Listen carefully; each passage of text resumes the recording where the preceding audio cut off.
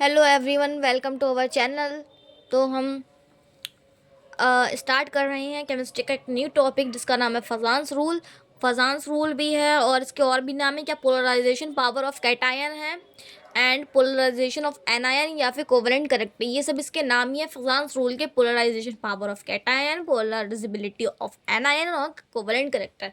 तो Fajans rule बहुत important topic है, ये पेपर में ज़रूर आता है। तो फैज़ान रूल्स क्या कहता है? फैज़ान एक साइंटिस्ट के नाम पे है। ये फैज़ान जो है एक साइंटिस्ट है, ये साइंटिस्ट के नाम पे है। तो फैज़ान जो थे 1924 में इन्होंने वेरीफाई करा, दे वेरीफाइड दैट, इन्हें वेरीफाई करा कि जो आयनिक कंपाउंड होते हैं, कौन से आयनिक कंपाउंड, जो आयनिक कंपाउंड होते हैं जो आयनिक कंपाउंड उसमें 100% आयोनिक करंट होता ही नहीं है। Do not have 100% ionic character.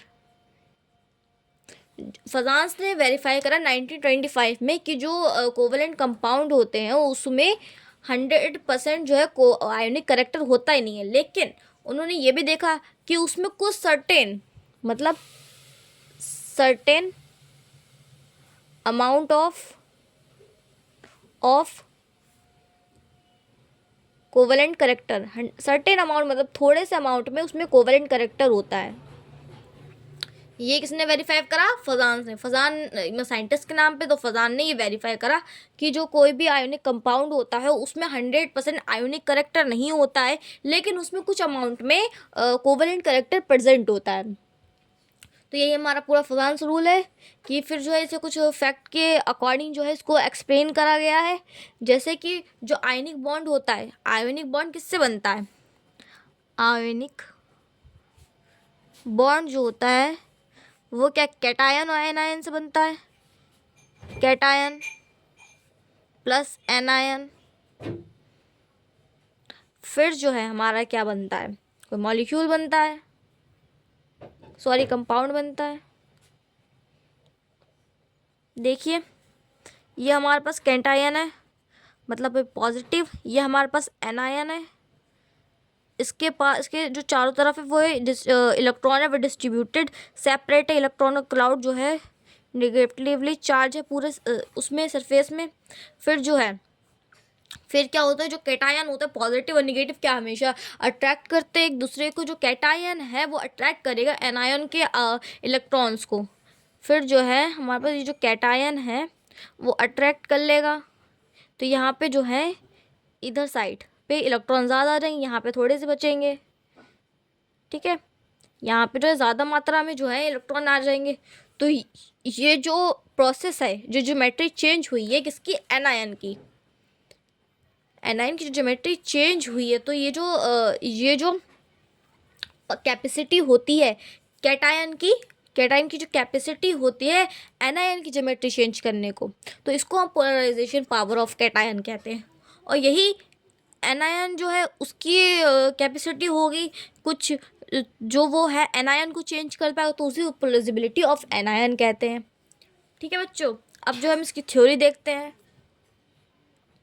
इसकी थ्योरी क्या है? इन 1924 फजान्स verified that ionic compound do not have a 100% character but ionic compound can also represent certain covalent character.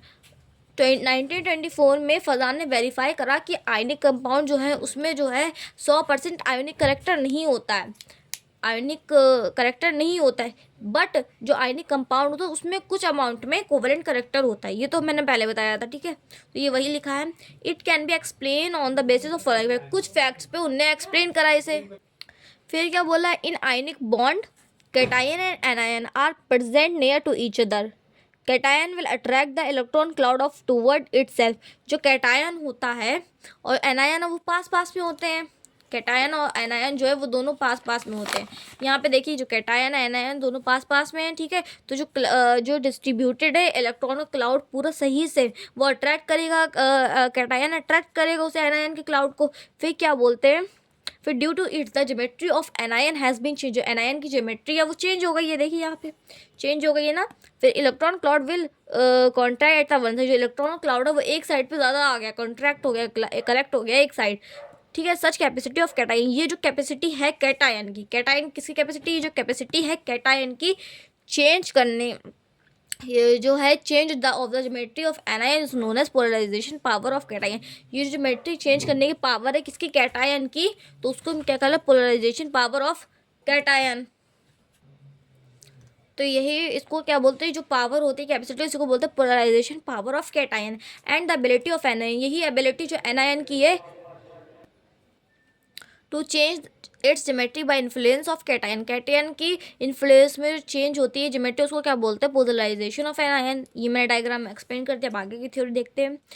Anion can not be polarise the cation, जो anion होता है वो cation को polarise नहीं कर सकता, क्यों, because the size of anion is large than cation, जो साइज होता है एनायन का, देखिए एनायन का ज़्यादा होता है कैटायन से, क्योंकि पॉजिटिव कम होता है, नेगेटिव ज़्यादा होता है, ठीक है, तो कम होता है। So it can not create strong attraction force on the electron of cation, तो जो है ये स्ट्रॉन्ग अट्रैक्शन फोर्स जो है इलेक्ट्रॉन जो है नहीं बना पाता है, due to polarisation of electron of cation and ion will move very close to each other and they cannot be isolate and they will behave like shared electron।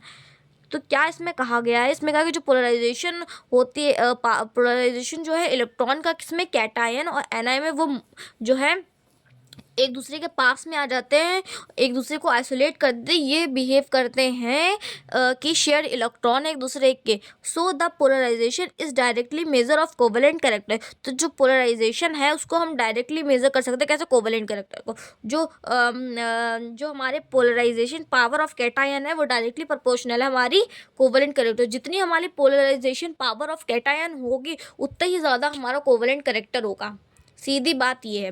Directly proportional कितना होगा, increase, अगर कोई चीज़ हमारी बढ़ रही है वो उसके डायरेक्टली प्रोपोर्शनल है तो वो भी बढ़ेगी। ओके, तो मिलते हैं, टॉपिक हमारा यहीं पे फिनिश होता है, हम मिलते हैं नेक्स्ट वीडियो में। अगर वीडियो पसंद आई हो तो लाइक करिए, शेयर करिए, कमेंट करिए और चैनल को सब्सक्राइब करना मत भूलिएगा, ताकि आपको नई वीडियो की नोटिफिकेशन मिल सके। चलिए, बाय बाय।